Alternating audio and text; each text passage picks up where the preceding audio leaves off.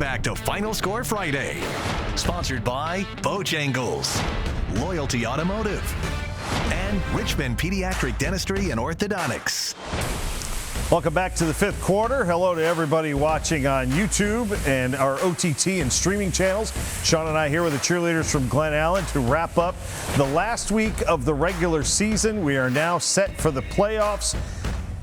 It's all about the championship. It's all about the gold right now. First to 5, they want the title. That's right. Playoffs start now. Got to go on a 5-game win streak right now.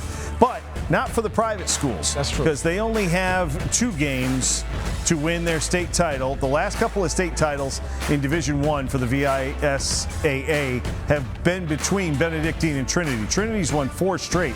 They played each other tonight, and probably everybody not in green was a little surprised by this final. Not necessarily that Trinity won, but the dominating fashion in which they did it. They're getting healthy at the right time. I mentioned that to Coach Mickens after the game. You're getting healthy at the right time. You're getting hot at the right time. They finished the regular season with a 3-game winning streak. They took care of St. Chris. They came from behind, beat St. Chris. They beat a good Woodbury Forest team. And you beat a team who you beaten the last 2 times in a state final by that score, 36-7. That's 5 straight wins against the Cadets going back to that 2021 season. And to me, it's like, okay, even though we might be the 4 or maybe the 3, right, the road still got to go through Trinity to win a state championship. We're the defending 2-time state champs. You've got to beat us to be considered the champ, and that has been sent to the other teams in VISAA and Division I. Trinity is still the team to beat. Some of the numbers from Tegan Logan had 17 of 22, which is pretty good. Coach Frank Beamer used to say that's good against air. 144 yards, 3 touchdowns. Grant, 140 yards rushing and a touchdown. This is going to be you do not want to run into Trinity if you are either of the other 3 schools that are going to make the playoffs in Division I for the independent schools. And the added element is using Fats out of the backfield. That first touchdown was Fats, so he not only can beat you on the outside as a receiver, they can put him in the backfield. They're trying to get more opportunities to have him have the ball. They could be dangerous in the playoffs. In Region 6A, 3 of our best teams, Highland Springs, Thomasdale, and Manchester, are all going to sort each other out. It's a shame that only one of them is going to get to move on and play in the state title game. But Highland Springs last night went up and took on a Hanover team that they are this close. Their defense is fantastic, and this was a tight game for most of the first half. Eric Bird had an 80-yard touchdown run here.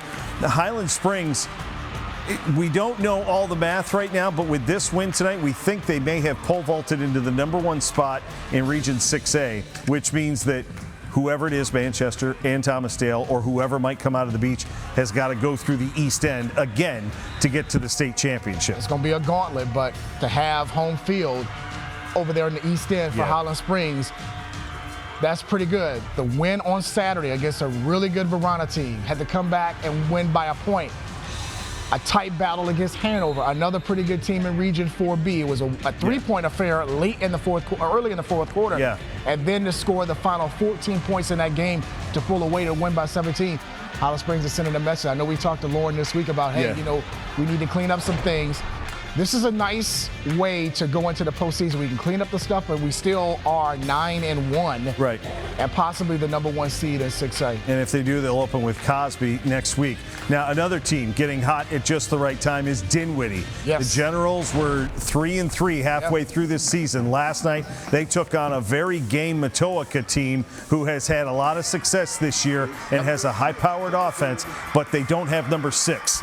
They do not have Harry Dalton. Harry Dalton had 4 touchdowns tonight. 3 rushing, 1 passing. This is a game between 2 of our top 10 teams. And Dinwiddie won this game by 3 touchdowns, or even more than that. So they are getting hot, including with Raphael Tucker, who is just as good of a runner almost as Harry is. Last year. He's probably over 1,000 this year. Exactly. So they win 49-28 over the Warriors. Now, MATOACA is a good team. MATOACA is going to get a home game in Region 5C. But Dinwiddie's another team you don't want to run into. That could be a 4 seed. And if King George remains #1, I'm not too sure if you really want to see in 2 Dinwiddie getting hot with 4 straight wins. Right. The way that they've won, go up there in a region semifinal, given what they did to you last year in the region final at Dinwiddie. Right, that's going to be a Dinwiddie. scary 4 team in Region 4B. If Dalton and Tucker play like that together, dangerous. And the last thing we have to mention tonight is Thomas Jefferson. Eric Harris in his first season as head coach down at TJ. They had to go to Colonial Heights earlier tonight. They have been playing football, we said this, since 1930 at TJ. They've never had an undefeated season. They've had 3 one-loss seasons, and the last one of those came during the Eisenhower administration. This is something that's never been seen by a lot of people at TJ. They went down and beat a good Colonial Heights team 23-7 tonight. They finished 9-0, missed 1 game because of, imagine that game with Huguenot in the beginning of the season. That would have been pretty, you'd pay to see that now. Oh, yes. Pay to see that now, but they are the #1 seed in Region 3B. Congratulations to the Vikings, their first undefeated season in school history. For all your scores and highlights from Week 11, just log on to the Final Score Friday page at WTVR.com. Big thanks to the Glen Allen cheerleaders for joining us tonight. We'll see you next week for Week 12 of Final Score Friday. So long, everyone. Woo!